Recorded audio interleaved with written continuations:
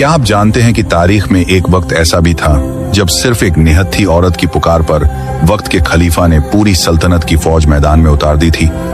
यह सन 223 हिजरी का वाकया है, जब रोमियो के शहर अमूरिया में एक ईसाई ने एक मुसलमान औरत पर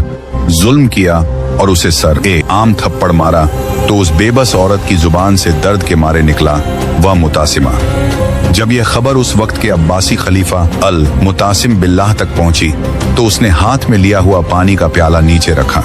दिया और कसम खाई कि जब तक अपनी इस बहन को आजाद नहीं करवा लेता यह पानी मुझ पर हराम है। फिर उसने एक अजीम ओशान लश्कर तैयार किया, इसके तहन बनाने